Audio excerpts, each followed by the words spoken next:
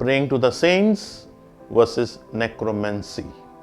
What is the difference between praying to the saints and necromancy? They are two different things. By praying to the saints, it means asking the saints who are very much alive in heaven and who are in the presence of God and who with the knowledge of God interceding on our behalf before God.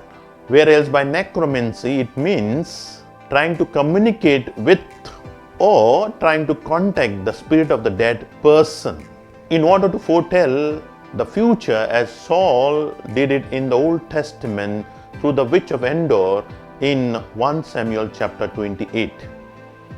He tried to conjure up the spirit of prophet Samuel to seek the secret knowledge which is beyond the ordinary human being and apart from God.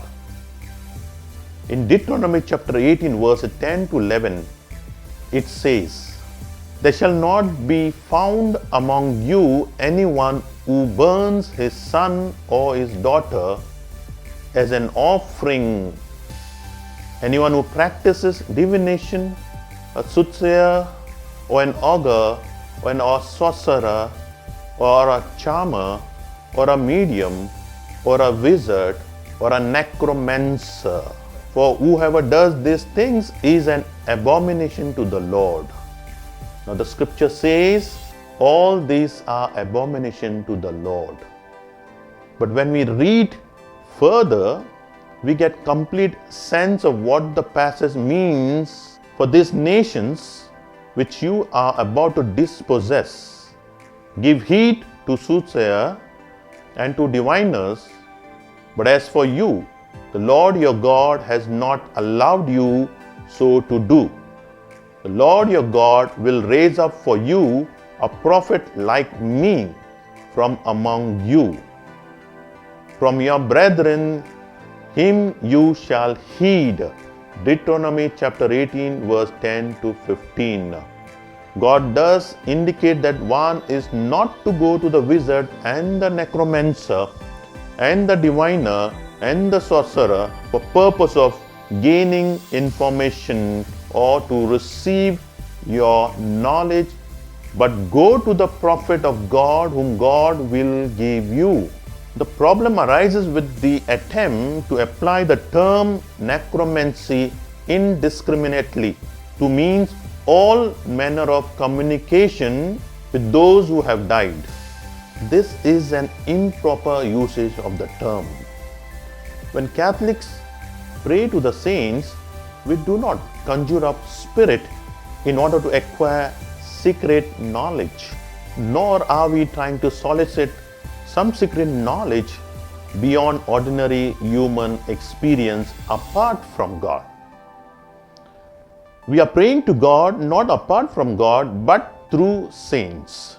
After all, those in heaven are like the angels and are more alive than we. Since the Lord is not the God of the dead but of the living. Luke chapter 20 verse 36 to 38.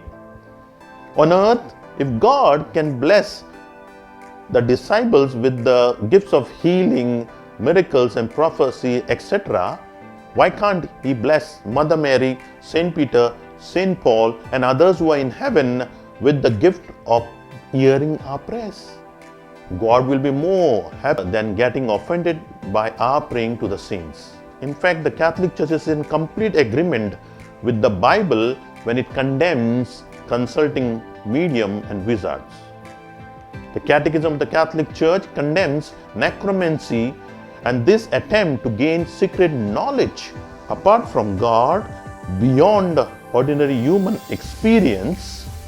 In paragraph 2116 of the Catechism of the Catholic Church, it talks about how the attempt to gain the hidden knowledge through a cult means to contradict the honor, respect, and loving fear that we owe to God alone. Then it says, all forms of divination that is to be likened to God apart from God are to be rejected. Recourse to Satan or demons, conjuring up the dead or other practices These are to be rejected. The Catholic Church affirms with Deuteronomy chapter 18 verses 10 to 12 is condemning, but it is not condemning the practice of asking the saints to pray for us.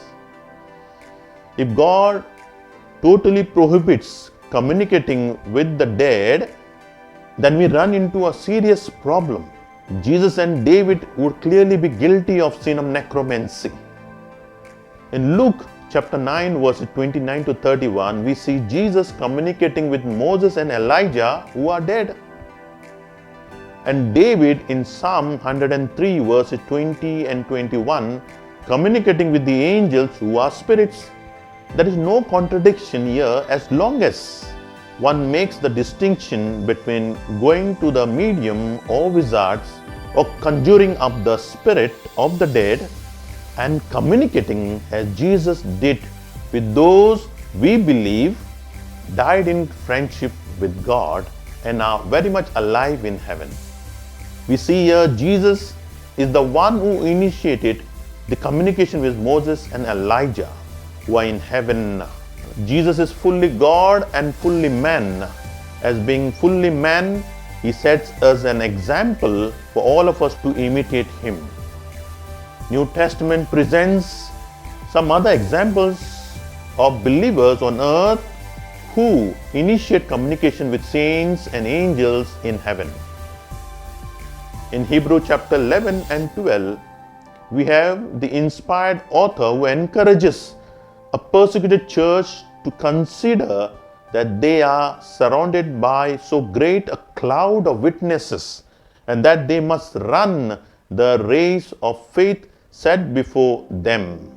He encourages them to come to the city of the living God, to the innumerable angels, to the assembly of the firstborn who are enrolled in heaven, and to God and to the spirits of just men made perfect, and to Jesus Christ.